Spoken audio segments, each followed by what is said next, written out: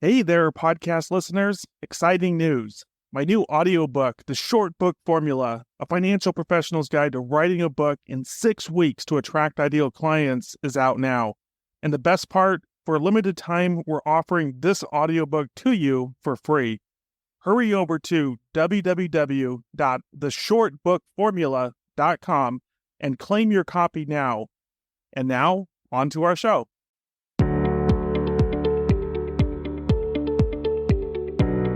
Welcome to another episode of the $1 Million Producer Show. I'm your host, Paul G. McManus, and today we're speaking with John Randall. John is the founder and driving force behind Extraordinary Financial Advisors. He's been active since 2004, coaching and consulting with some of the rapidly growing names in the financial advisory field. He's also a regular national presenter at financial services conferences and the author of the book, Attract More Clients, Better Clients. John, it's great to have you on our show today. Welcome.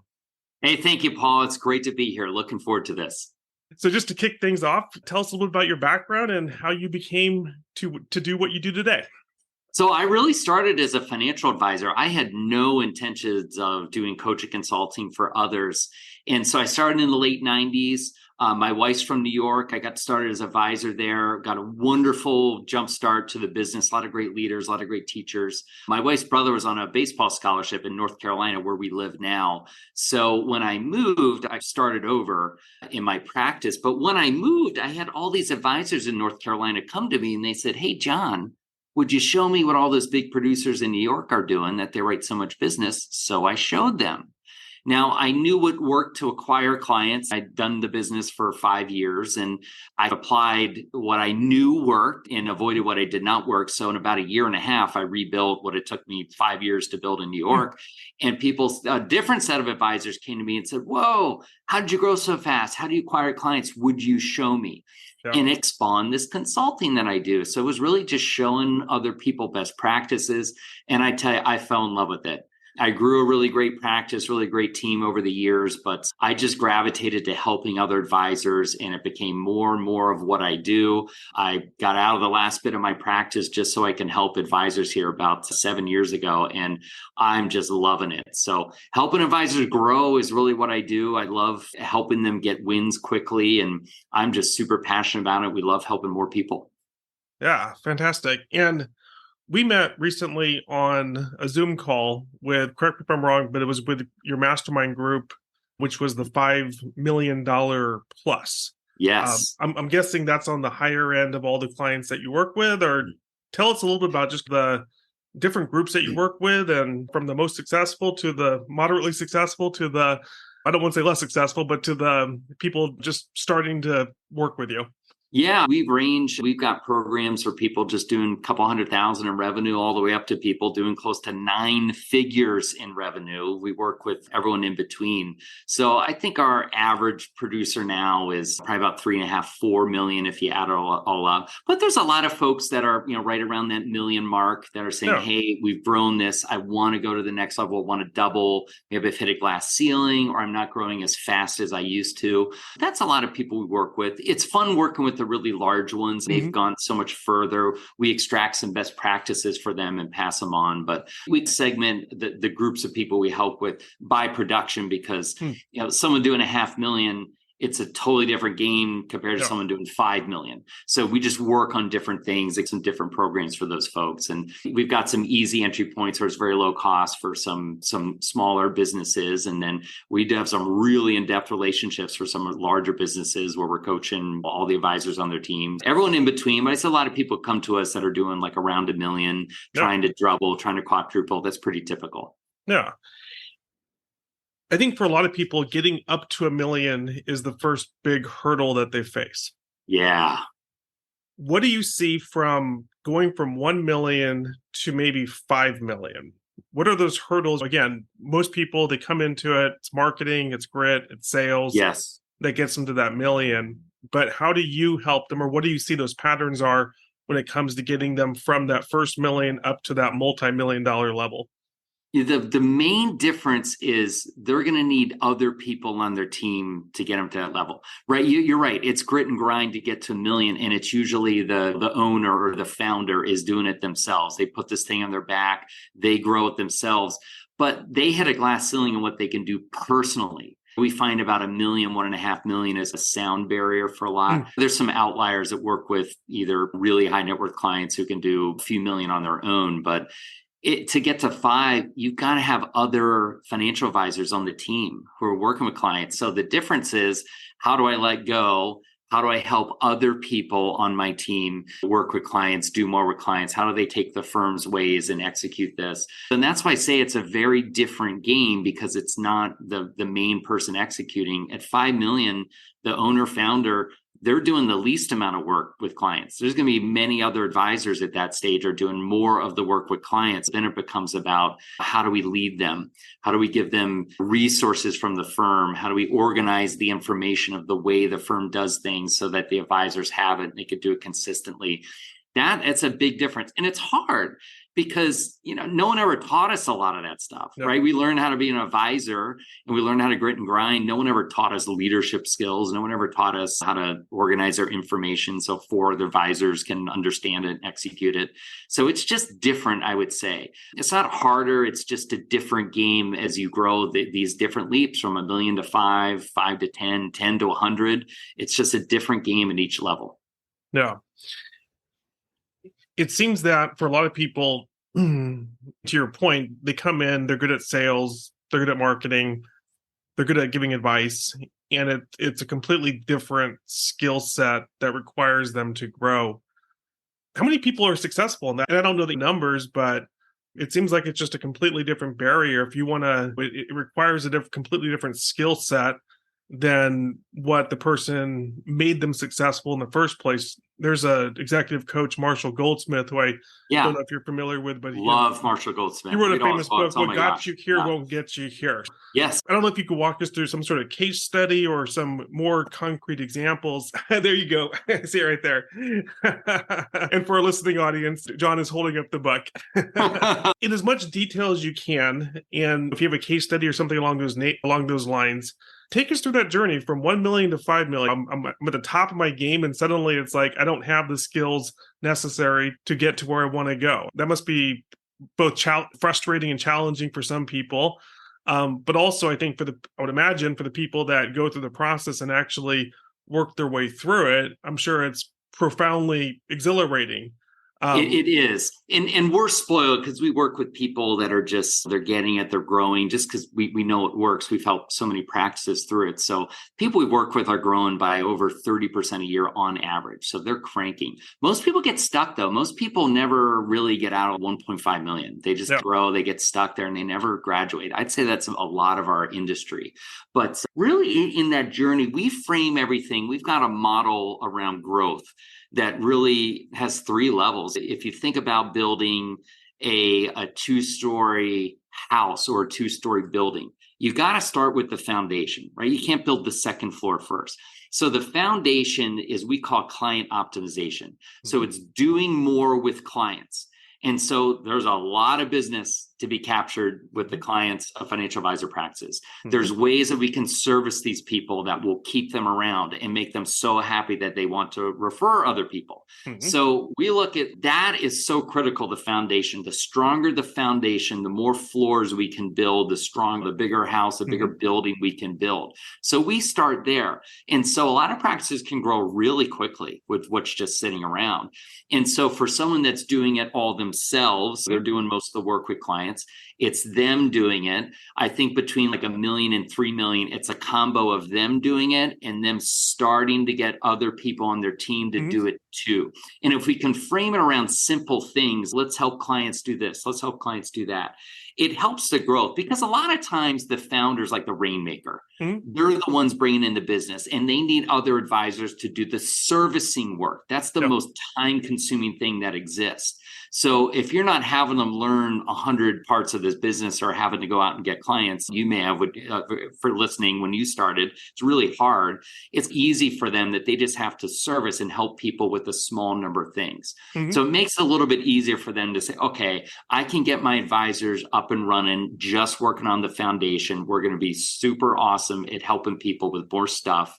And then it makes the other stages easier. The next stage is attracting ideal clients. Yeah. If we're doing a really good job for the top clients, it's like easy. Yeah. And some of the best practices, they don't really have to do much marketing because people just come their way because they do such a great job. And the highest level to really, go to the next level of growth is like mergers and acquisitions. So usually over 3 million, it's okay. We've done a lot here. We've got ways we bring in clients, mostly from referrals, maybe from professional alliances, like a CPA relationship. But that next stage, like over 3 million, it's okay. To grow at 30+%, we can have an acquisition here and maybe bring another advisor to work those acquired clients. Mm-hmm. So that's our 3 stages of growth in our model. But for a practice to grow, we really work on the same things. Somebody that's doing only $500,000, they really just need the foundation and the second level of attract more people. As they grow, then they grow to a point where it's okay, we're really good at the first 2 stages. Now we're ready to acquire because we've got a great foundation. Our first floor is solid. Now we can really bring in the large blocks of clients at once through acquiring. We see more acquisitions more so than mergers, but that's like exponential growth. That's how people doing like 10 million get to 5, how people or get to 15. People doing 15 get to 30 are like 75, $100 million practices we work with. They've been built with a lot of acquisitions. Yeah. So the fundamentals still really matter. They got to be doing more with clients because acquisitions have tons of opportunities in them, tons. Mm-hmm. A lot of sellers they've been on cruise control, or autopilot, they haven't really been growing as much. So they can really get a lot of growth with what they purchase and then get a lot of referrals from those people too. That's the stages, and that's really part of the path that people grow. And it's so fun to watch people go through these stages. What's really cool is some of our coaches now on our team are these people. They're people that have been through that growth. And they mentioned going from like $1 million to 5 million. There's a coach on our team went from 500,000 to 5 million with us in the last 6 years.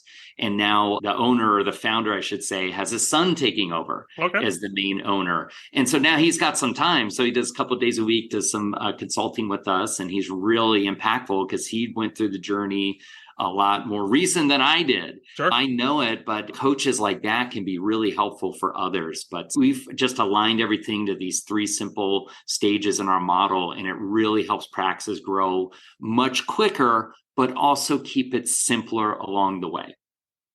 What's the biggest difference between the stage 2 and stage 3, where it's, if I heard you correctly, it's attracting the ideal clients and being very clear on who they are? Then it shifts over to that stage 3, which is more about acquisitions. I guess the question I have is, why can't someone just continue to grow more organically through what they've been doing? What kind of necessitates that shift in strategy? Yeah. So if you look at, let's start with the Rainmaker. Okay. Let's say they're capable of bringing in 25 million in new assets a year. Yep. If you're only doing 50 million a year or managing 50 million, you bring in 25, that's a lot of growth. If you're managing 250 million and you bring in 25, it becomes a much smaller percentage impact. So there's usually like a diminishing percentage on what the organic kind of client acquisition strategies bring. Yes, they increase over time, but to really get at that 20, 30, 40, 50% growth rates, they just need some other ways to bring in larger blocks of clients quicker. So that's usually why people turn to, okay, I can acquire another 100 million, bring that into my book. Now we're up 125 million because I'm organically bringing in some. And look, some advisors are better than others. We know some can bring in 50 million a year on their own. Some practices bring in 9 figures in new assets every year, but a lot don't. A lot struggle just to bring in 10 million in new assets. And so they really want to grow. Sometimes they need a boost, but they got to be ready for it. Right? They got to have a good foundation. They got to have solid what they do with clients. They got to have some ways to get organically new people and then go that path.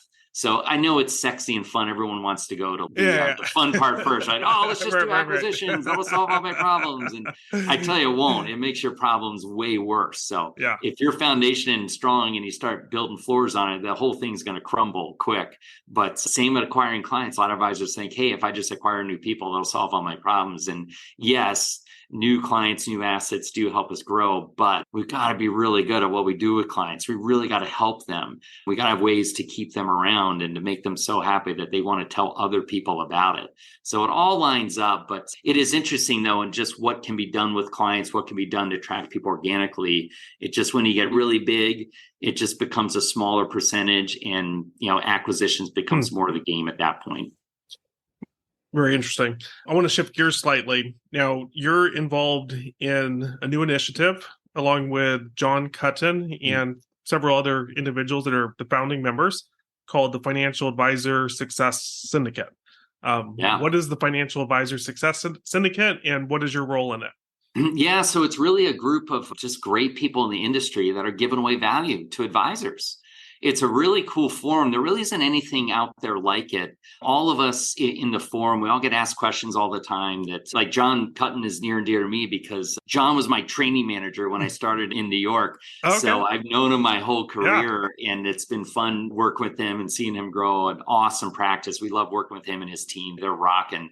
But he's really the brainchild of it, and he really put together what he saw is these are the things advisors really need to grow. So here's some different services that are available to advisors.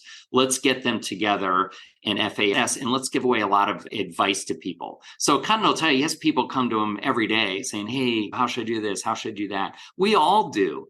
And now it's a forum we can share, hey, here's best practices. People can ask questions. We're just trying to make the industry better. One of my personal mission, when I really help other advisors, I recognize, okay, the number of Americans I can help is in the hundreds in my practice, maybe in the low thousands. When I help other advisors, I might be able to increase that to 5 figures, 6 figures, maybe one day 7 figures of Americans are much better off with our help. Everyone kind of shares that same mindset that we can make our industry better by just offering help and giving away value here and accelerating what all the advisors are doing. It makes it a little efficient for us that we can give away value in one forum instead of people coming to us individually. But that's really what it is. I'm just one of the founders that gives away value there, of mainly on this topic of growth. How do you grow? How do you double, quadruple your business? That's what I'm in there giving away. So it's a really neat idea and a great value. Everyone listening should definitely join that. It's free. Very cool. Switching gears again. Now, I know when we first met, I want to say a couple months ago, you shared with me that, and I mentioned in the beginning of this in your intro, but you're the author of a book, and attract more clients, better clients. And writing and publishing books, of course, is near and dear to my heart, as you're aware. I'd love to shift gears and just have you tell us a little bit about your thoughts on writing a book. You talked about the 3 levers of growth, from foundation to attracting ideal clients to mergers and acquisitions. What role, if any, does a book play in any of those phases of growth? And just what are your high-level thoughts on the usefulness or not of writing a book? Having a book is an instant game changer. You're like instantly credible. I call it's the ultimate business card. Yeah. I'm not doing it to try and make a lot of money with the book. It's to give away value, but it really is instant credibility. Oh my gosh, you have a book.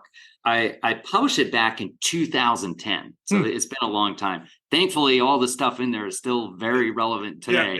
It's all stuff I learned just by doing this business the wrong way, the right way, learning from other advisors. But I tell you how it came about. Advisors, they wanted to hear the sexy stuff, right? The foundation stuff's kind of boring. Some people are interested in that. People want to know, how do you acquire more clients quickly? That's like what everyone wants. So that's why I did the book on that. So it was the most asked for topic when I spoke. So I was going around speaking. I did some workshops with advisors. So I actually had a workbook that was like things that advisors could do to attract more clients and better clients, duplicate their better people. And it was somebody's in a session gave an idea to me, and they said, this should be like an actual book. This is good stuff. And I thought, sounds like a good idea. So I had I live on the East Coast in North Carolina. I had a couple of these workshops out in San Francisco.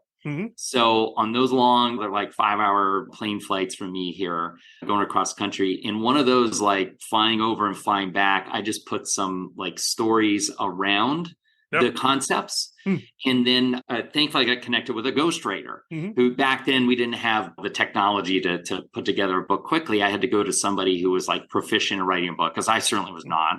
I just knew the facts and I had some stories. So she was great. She really took what I started and made it into an actual book. She even interviewed some of the people I was coaching who are really good at this stuff. And so there was like interviews throughout. But I really wanted it to be straightforward. I did not want it to be long. I wanted it to be short.